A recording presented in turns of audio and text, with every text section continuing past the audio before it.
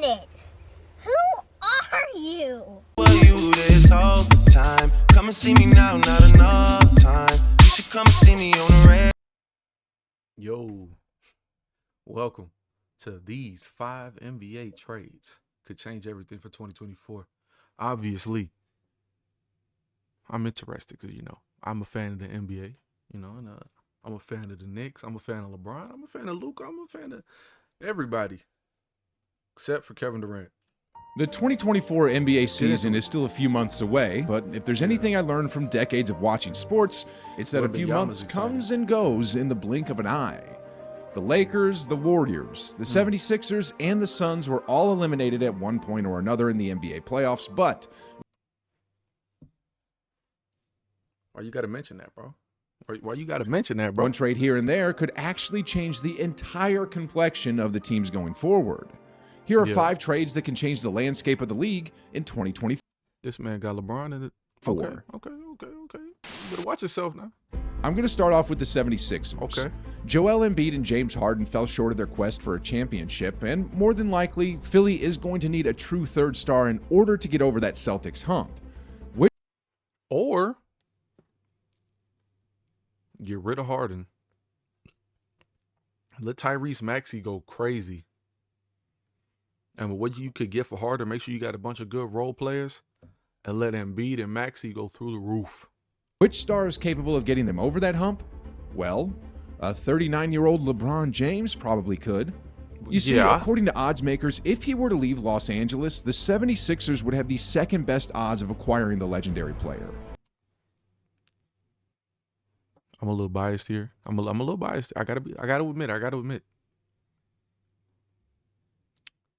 I would give so much to have LeBron in a Knicks uniform for everything, bro. Like, that would be the perfect situation. Now, why would the Lakers trade LeBron, you might ask? Well, he's turning 39 next year, and although he did well this year, there's no telling how many more years he's going to be able to play at a superstar level. If it's up to me, and I'm biased as hell because I love LeBron James, obviously, I say he can go 5 more years. Honestly.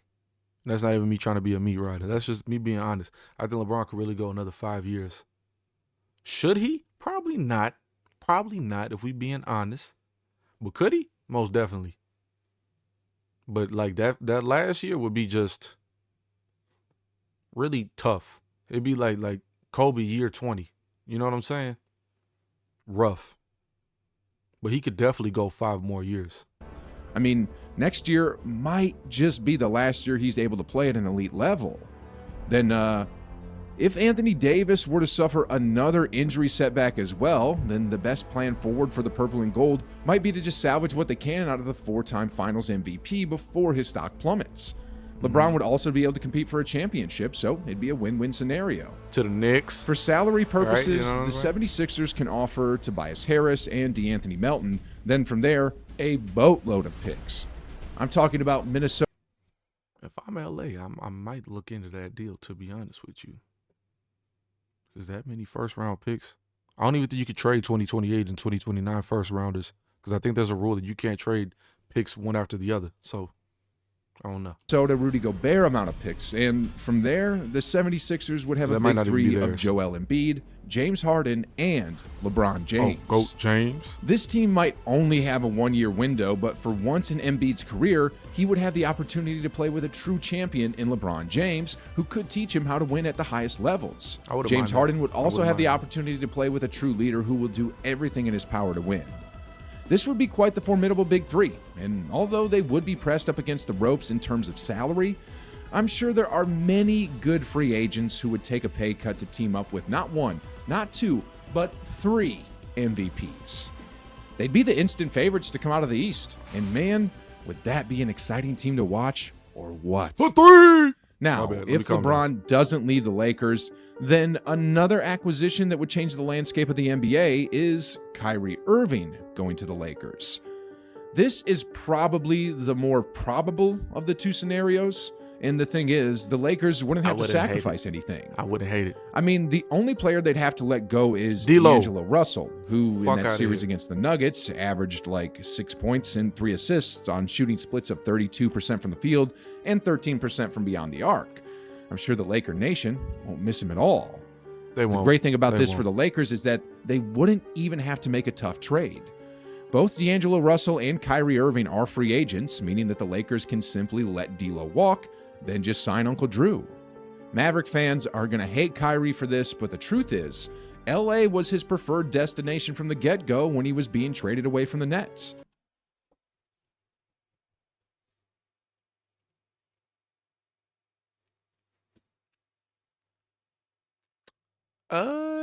You know what I'm saying? I'm a little biased. I love LeBron, obviously. I love LeBron. If I could speak strictly to Rob Pelinka right now, make the fucking trade. Make the fucking trade. Like make the fucking trade. All right. Then to stack onto that, Kobe Bryant was his idol. So I'm sure that Kyrie would feel honored to represent the Lakers, which makes this all the more likely. Rob Pelinka is probably already Make the fucking trade, bro. Make it. This ain't no Russell Westbrook deal. Fuck that deal. Get Kyrie. working on this behind the Or scenes. Chris Paul, because he's a free agent now. But anyway, with Uncle Drew teaming up with both King James and Anthony Davis, they're going to have 3 certified bucket getters at 3 different positions. I mean, AD is going to wreak havoc in the paint. LeBron is still going to be the ultimate driver going to the rim. And Kyrie Irving is going to continue being the 50, 40, 90-ish player that can score efficiently from anywhere and everywhere. With this 3 superstar studded lineup and LeBron James at the helm of it, they'd be instant favorites to come out of the West. I need this for my health, bro. For my mental health, that is. For my mental health, this will be amazing. Kyrie back, Bron back, AD back. You know what I'm saying? I would absolutely love this. And then AD could take a seat. AD, like, he could play a Kevin Love type role for real.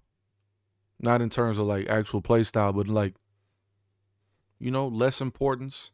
Maybe he doesn't have to be the super dominant guy that he would have to be on the Lakers right now.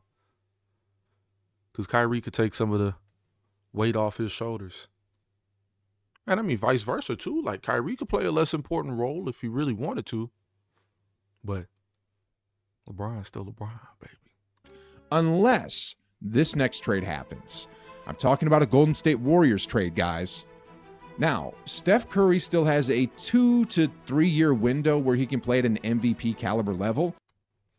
I think you're underestimating Mr. Curry. I think he could play 4, 5, 6, maybe, like this. Because his game, obviously, it does revolve around a lot of physicality. I mean, my bad, I misspoke. It revolves around a lot of physicality.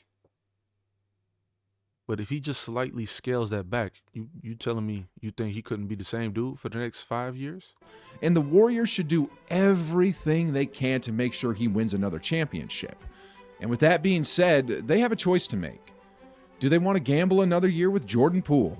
Trade him. The dilemma is, he was an integral part of their 2022 championship To the run, Knicks, but please. at the same time, there's a huge fracture in chemistry between him and Draymond Green, and he's not consistent enough. Now, if the Warriors could fix that situation soon, then this trade may not have to take place. Yeah. But if they can't, it might be better to go another route, and that's acquiring a player like Pascal Siakam. My disappointment is immeasurable, and my day is ruined. Leave Siakam alone, bro. Please. I gotta be honest. I want the Knicks to trade Randall for Siakam. That'd be an amazing trade. And then if we could, you know, have Emmanuel Quickley become the guy he wants to be, that'd be awesome too, you know. Then we have Mitchell Robinson, Siakam, Barrett, who's not mid,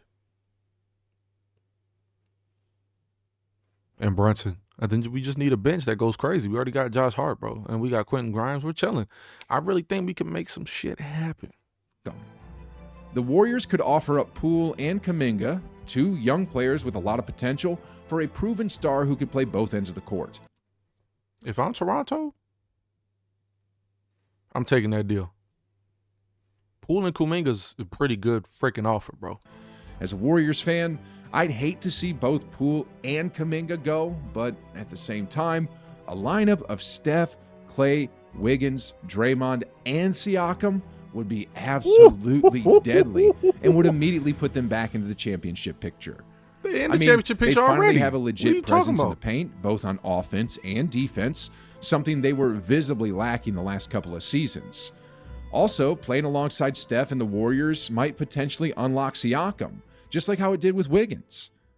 Anyway, another trade the Warriors could make that would arguably break the NBA is to go out and get Karl Anthony Towns.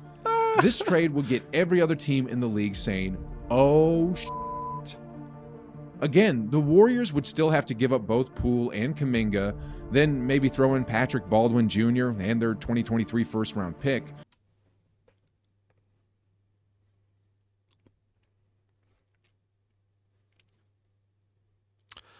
Oh, Lord. I got to be honest with you. If I'm Minnesota, I'm not trading Cat. There's nothing you could do to get me to trade Cat. I might trade Rudy Gobert. I'm not trading Cat, though. Like, Ant and Cat, that's a locked-in duo. Let them grow. But Rudy can get the fuck out of town, bro. Fuck Rudy. I mean, not fuck Rudy, but you know what I'm saying. But, sheesh, guys. Can you imagine if the Warriors could pull this off? I'm imagining it right now. If they could land that trade, bro, it's not gonna be fun watching basketball. It's not gonna be fun watching basketball because they're just gonna be Klay, Curry, Dre, Wig, and then Karl. What the fuck, right? Karl's gonna be shooting. Curry's gonna be shooting. Klay's gonna be shooting. Wiggins can shoot and drive, and Draymond can do playmaking and rebounding and defense. And Wiggins can do defense, and Klay can do defense, and Curry's improving on defense, and Cat can kind of do defense. This team would be ridiculous. So please don't let this happen, bro. This is like a 2K my team type team, bro. Like, what the fuck? You know, I had serious doubts about Cat in the past, about his ability to win games and his overall demeanor. But after he came back from injuries in 2023, the man looked different. I mean, over the course of those 8 games to close out the season. It's because, you know, Jordan Woods there. I would gladly remove Jordan Woods from him.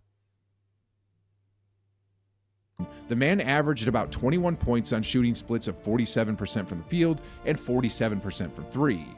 Towns is a force from both inside and outside and would be an even more lethal threat on the Warriors where Steph's gravity is going to give him open shots all day long. Yeah. He'll also be immediately reunited with his old teammate Andrew Wiggins. And honestly, guys, this is the type of trade that's going to attract the best free agents out there.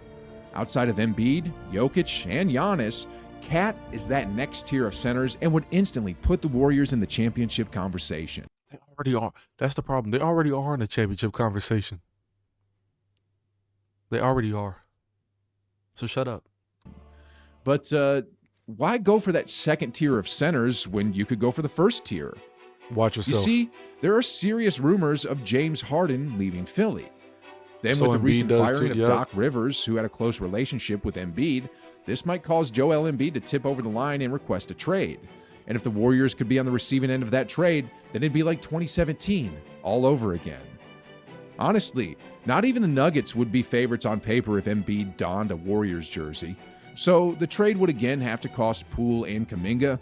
Then from there, any pieces not named Curry, Klay, or Draymond could be thrown into that offer as well. And man. This is just like this video. He's a Warriors fan. He's already said that. Jesus, man, calm down. Like, I get it. You want the Warriors to win a chip.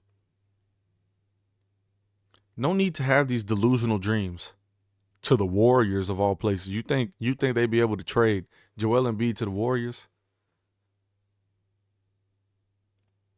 I got to be honest. There's nothing the Warriors could offer outside of Curry that would get me to trade Embiid. Have you lost your marbles, brother? Wiggins, Kuminga, Poole, a bunch of first-round picks wouldn't be able to get me off of Embiid. I need you to calm your mouth, all right? Embiid himself, with the right pieces around him, is capable of leading a championship team. Curry led a championship team with these group of guys like the last year, bro. Like, with Embiid, the Warriors have a chance to do something really special. I mean, teams like Boston won't have the luxury of packing the paint anymore to stop the 2023 MVP because the two best shooters in league history are going to be standing on the perimeter. For the Warriors, this trade would skyrocket them past just championship conversations. This trade should immediately make them championship favorites, and literally any and every ring chaser in the league is going to flock to the Bay Area. And this is another factor that the front office should seriously consider when making a big acquisition like this. Because as we all know, the Warriors can't afford good players on expensive contracts. They need to acquire good players on minimum contracts. Anyway, another trade that would flip the NBA world inside out is a man, forget the Suns, bro. I swear to God, if you say anything about Chris Paul. Phoenix Suns trade. Now, it's not a secret that DeAndre Ayton and the Suns' golden boy Devin Booker don't exactly see eye to eye. And again, if the 76ers are going back into a rebuild phase, then just like the Warriors, No, bro, we can't we can't be having this, bro. Why do you want to prop up the villains? You want to prop up the Warriors and you want to prop up the Suns? Just let the good guys win, bro. Let the Lakers, let the Knicks, like, you know what I'm saying? Like, those kind of teams win. The Suns should do everything they can to form a big three with Booker, KD, and Embiid. Clearly, from the way they got their rear ends handed to them in the Western semifinals against a team like Denver, the Suns need an inside presence to stop the Joker, and Embiid is one of the few players in the league who can make things difficult for the two-time MVP. This year, the Suns were crushed at home badly yet again, and knowing the Suns' new owner, Matt Ishbia, he's going to do everything he can to make his team a contender in 2024. And a center like Embiid should be at the top of his list should he become available. For all teams at the moment, the team they should be looking at to beat are the Denver Nuggets. As of now, that team looks unbeatable in a 7-game series. I mean, they have great players at every position on the floor, they're well coached, and they have good chemistry. Anyway, what trades would you like to see go down in the offseason? I would hate that. I would hate that. I would hate that. I would hate that. I would hate that. I would hate that. I would hate. You know what would be the perfect trade for me? Trade. This is gonna sound really ridiculous because it's not gonna happen. But this would be the perfect trade in my eyes for LeBron, and then I give you one for the Knicks too. I need you to swap